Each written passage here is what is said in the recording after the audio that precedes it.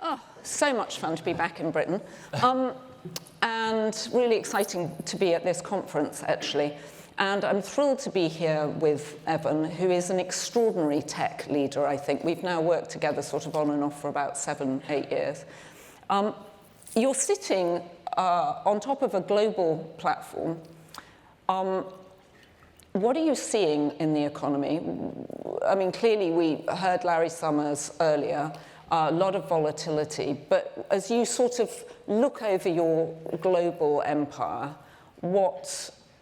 tell us what you see.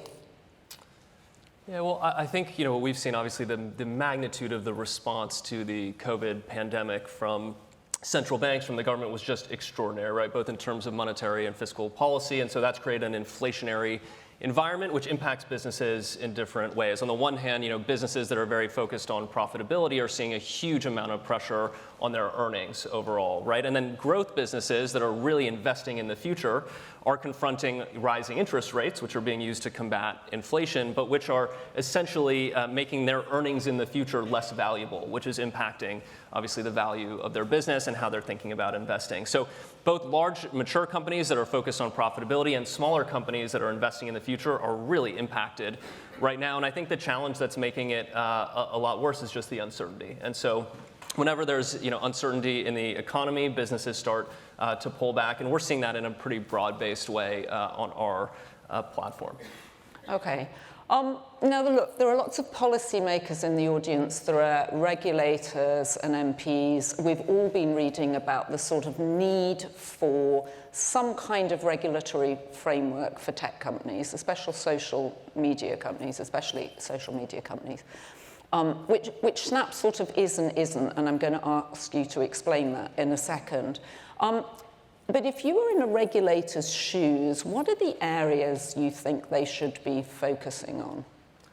Well, let's just jump right in. Okay, macroeconomy and then tech regulation. We haven't got very long, that's all. So I'm like, let's go straight for the main questions. Yeah, oh my goodness. Okay, well, I think today regulators are in a tricky place, right?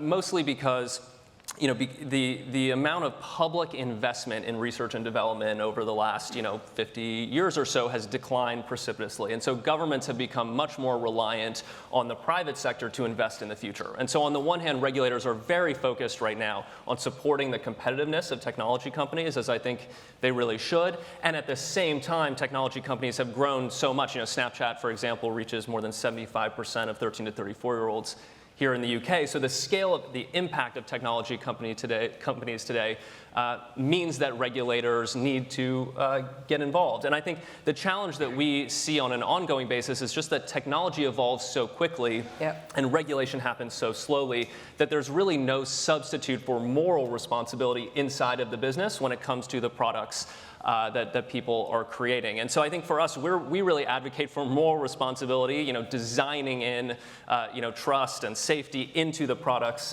themselves, rather than waiting for regulation to catch up. But I think now that regulation is really on the table, the thing that I see, especially here in the UK, is really a lack of prioritization, focused prioritization on the most important issues. And I think those are, number one, content moderation, what content is allowed to be distributed broadly on these platforms. 2, data privacy and security. And 3, foreign interference, which I think continues to be an issue, whether that's foreign countries using bots, for example, to try to manipulate elections, or foreign ownership of these large technology platforms. So those are, I think, the 3 key issues right now. But because technology is so broad and impactful, there are so many stakeholders advocating for their own sort of take on tech regulation. And so I think, in total, we're obviously optimistic that there will be thoughtful and pragmatic regulation of technology companies, but just want to reiterate that's not enough, because technology is moving so quickly. Businesses really have to act on their own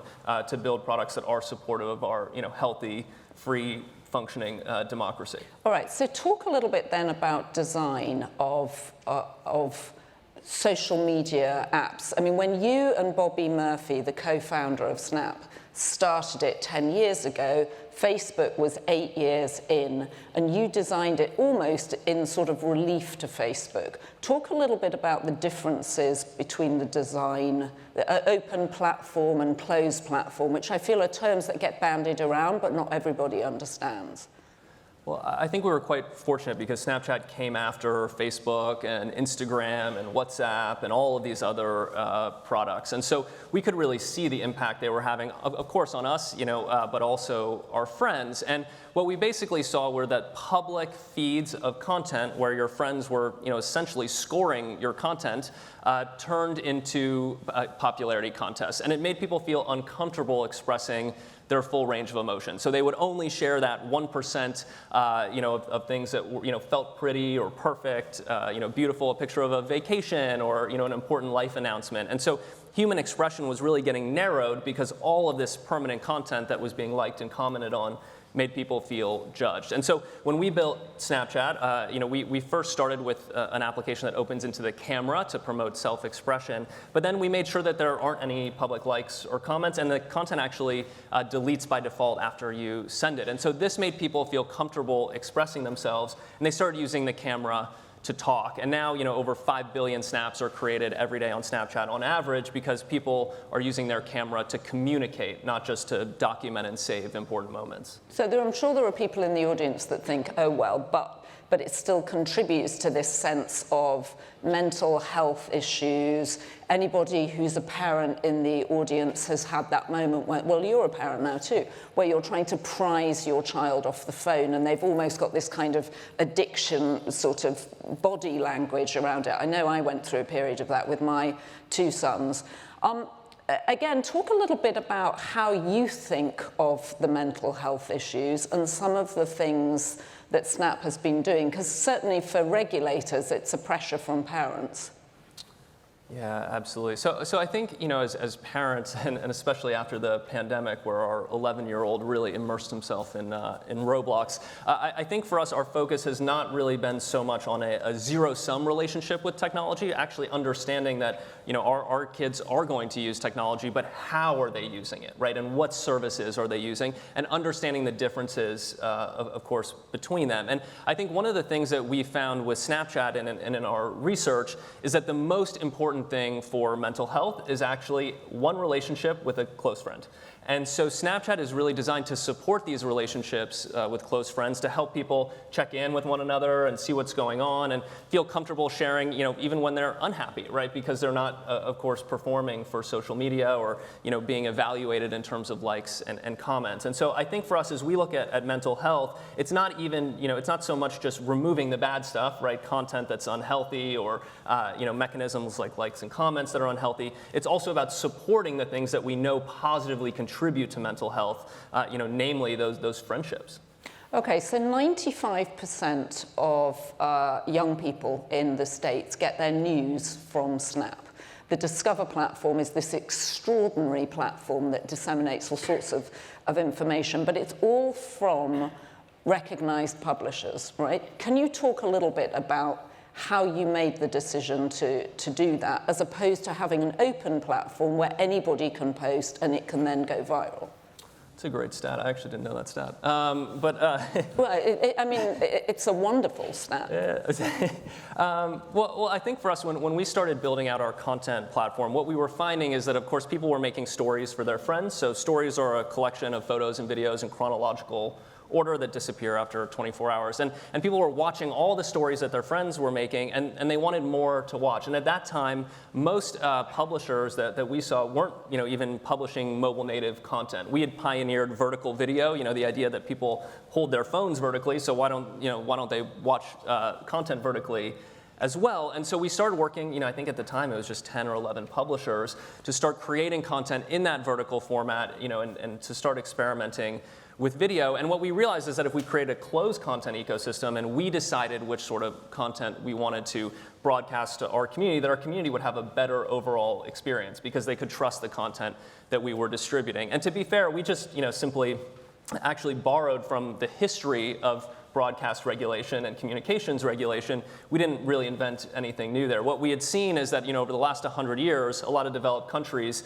essentially bifurcated the way they regulate communication and broadcasting. So they said, hey, if you're talking on the phone with your friend, you have an expectation of privacy. There's a lot of laws around that actually that prevent people from spying on you and things like that. And you can say totally crazy, outrageous stuff to your friend, and that's fine.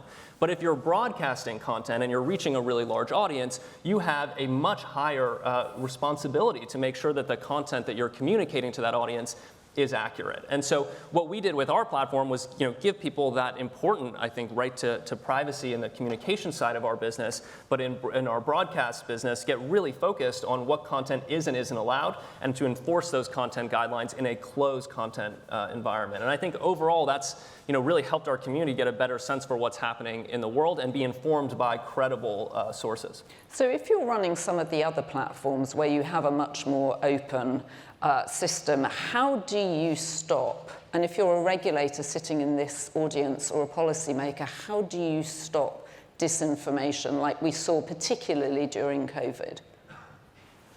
Gosh, I think it's incredibly difficult without constraining who is allowed to publish and reach a large audience, or without moderating all of the content on your platform. And actually, both approaches are expensive. So large-scale moderation is extremely expensive, and so is paying content providers. Because when you have a closed content platform, you need to revenue share, essentially, to incentivize content providers to come onto your platform.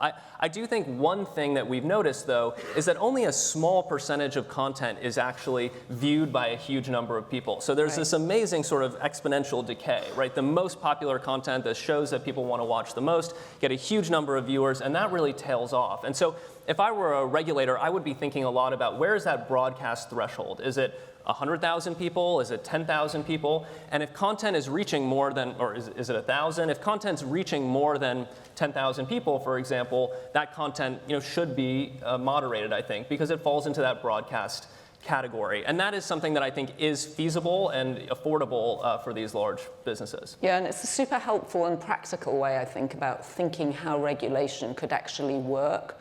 And obviously, one of the issues with regulation also is just the generation gap, that you see people trying to regulate something that they've never used themselves. I mean, you think of the famous question by the late Senator Orrin Hatch in the US when he said to Mark Zuckerberg, how is this financed? Without any understanding that 75% of digital advertising revenue was what Facebook had managed to suck up.